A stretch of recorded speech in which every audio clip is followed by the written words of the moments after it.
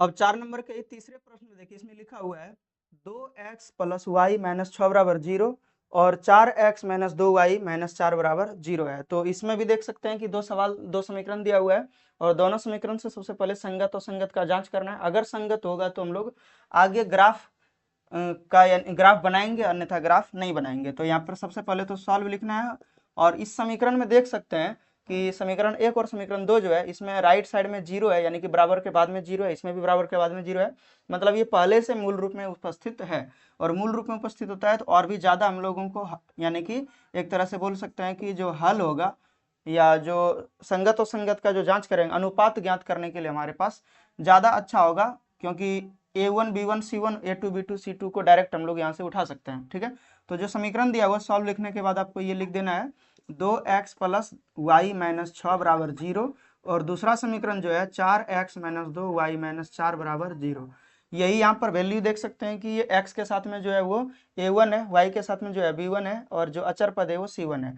तो लिख लेंगे जांच, और जांच करने के लिए आपको यहाँ पर a1 बटे a2 का जांच करना होगा।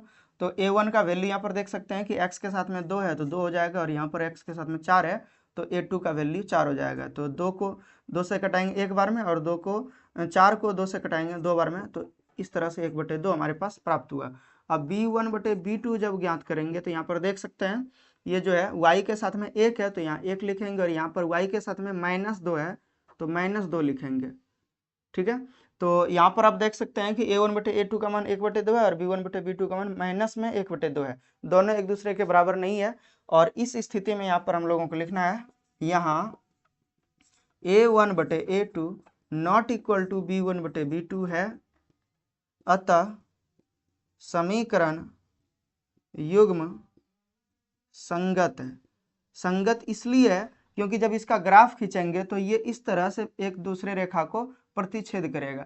एक रेखा दूसरे रेखा को अगर प्रतिच्छेद करेगा तो कांटेक्ट में आ रहा है, और अगर कांटेक्ट में आ रहा है तो इसी को हम लोग संगत कहते हैं। तो ये कुछ इस प्रकार से हमारे पास एक संगत स्थिति प्राप्त हुआ सवाल का, और संगत स्थिति प्राप्त हुआ आगे हम लोग बनाएंगे।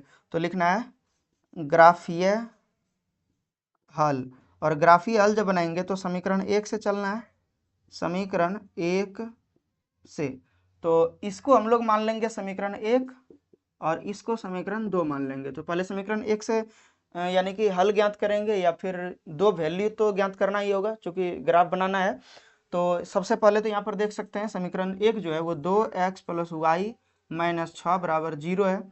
तो हम लोग इसीलिए लिख सकते हैं y बराबर 6 को अगर उस साइड में भेज देते हैं तो जोड़ में आ जाएगा, मतलब माइनस में है तो प्लस में चले जाएगा, और ये 2x जो है प्लस में है यहाँ तो उस साइड जाएगा तो माइनस में आ जाएगा, मतलब y बराबर 6x घटा 2x प्राप्त हुआ। अब ये जब हमारे पास वैल्यू प्राप्त हो चुका है y बराबर 6 घटा 2x, तो x का वैल्यू रखते जाएंगे, y का वैल्यू हमारे पास निकलते जाएगा, और दो वैल्यू हम लोगों को निकालना है। तो लिख देंगे यहाँ पे x बराबर 2 रखने पर। तो यहाँ पर देख सकते हैं y बराबर है 6 घटा 2 और x था तो x के स्थान पे हम लोग गुना में 2 लिख सकते हैं, क्योंकि x बराबर 2 रख रहे हैं। तो इसीलिए y बराबर देख सकते हैं कि 6 में से 2 दूना 4 घटा देंगे, 6 घटा 4 हो जाएगा, 2 गुना 2 करेंगे तो 6 में से 4 घटेगा तो 2 बचेगा। अब उसी प्रकार से फिर से लिखेंगे x बराबर 3 रखने पर, या कुछ भी रख सकते हैं, 1 भी रख सकते हैं, कोई दिक्कत नहीं है। y बराबर जो होगा वो 6 और घटा 2 गुना 3 करेंगे, इसीलिए y बराबर देख सकते हैं 3 दूना 6 होगा और 6 में से 6 घटेगा तो 0 बचेगा। तो सारणी हमारे पास जो प्राप्त होगा कुछ इस प्रकार से प्राप्त होगा, x और ये y का वैल्यू होगा यहाँ पे। तो x का वैल्यू यहाँ पर देख सकते हैं कि 2 जब रखे थे तो y का वैल्यू 2 निकला, x का वैल्यू जब 3 रखे थे तो y का वैल्यू 0 निकला। ये समीकरण 1 है, तो समीकरण 1 लिखेंगे, और लिखना है उसी प्रकार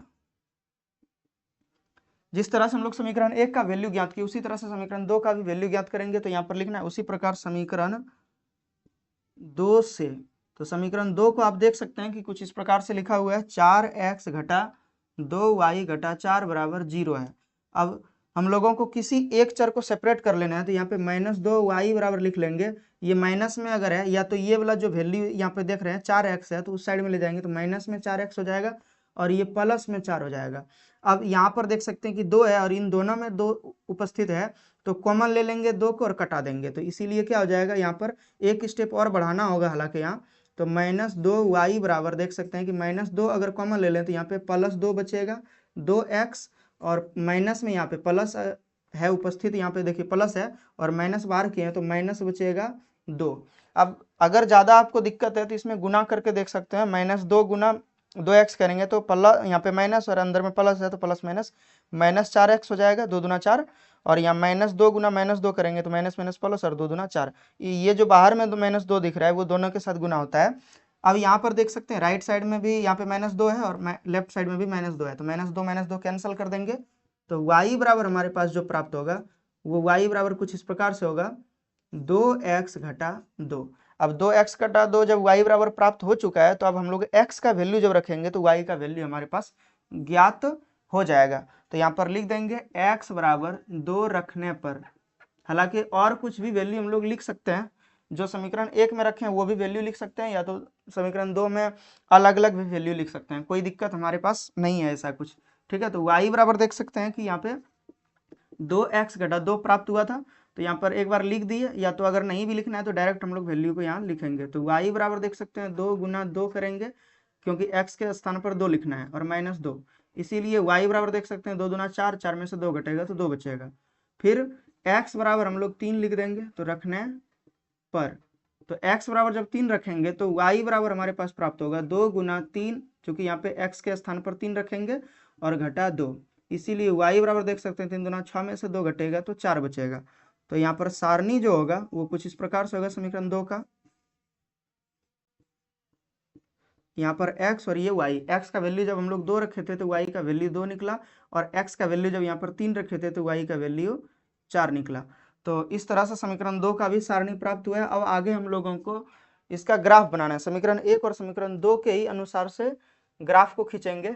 अब ग्राफ बनाने के लिए समीकरण 1 और समीकरण 2 के सारणी को देखेंगे, इसमें अधिकतम वैल्यू जो हमारे पास दिया हुआ है उसी के अनुसार से ग्राफ बनाना है।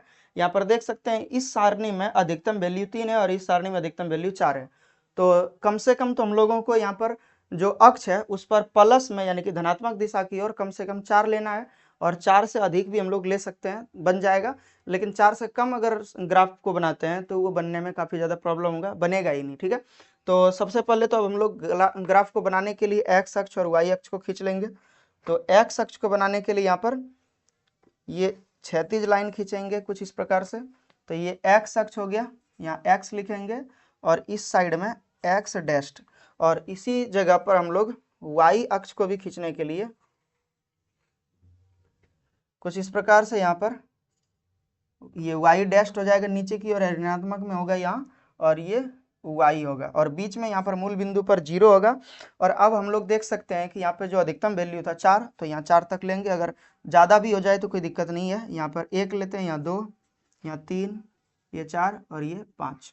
उसी तरह से यहाँ पर देख सकते हैं -1 होगा y में, इधर x में -1 हो जाएगा, और इधर देख सकते हैं कि यहाँ पे हम लोग थोड़ा सा और ऊपर लेना होगा।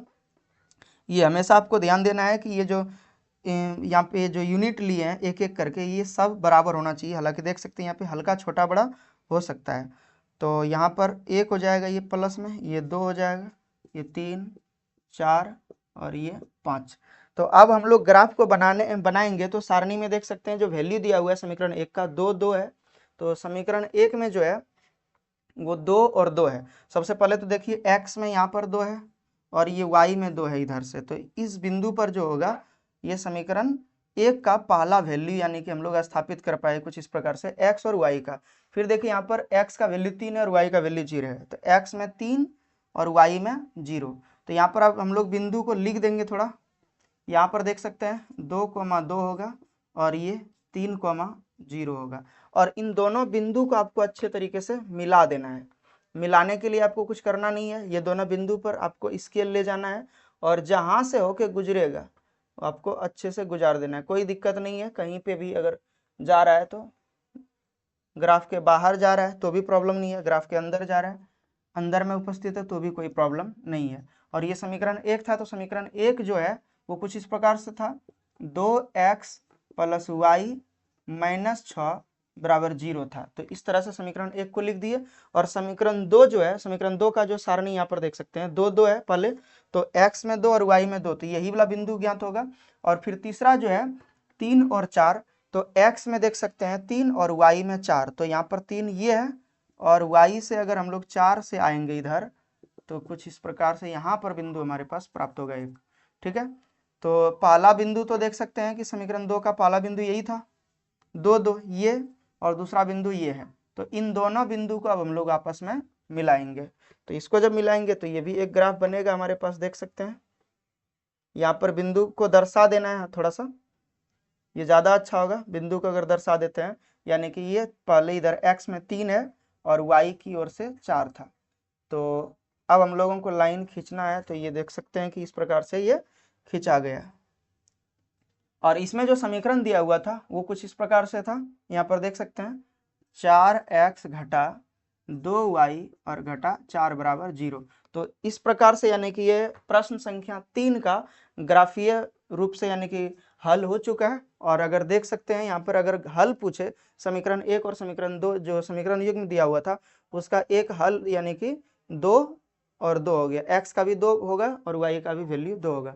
अब 4 नंबर के ही चौथे प्रश्न को देख सकते हैं, इसमें लिखा हुआ है 2x घटा 2y घटा 2 बराबर 0 और 4x घटा 4y घटा 5 बराबर 0।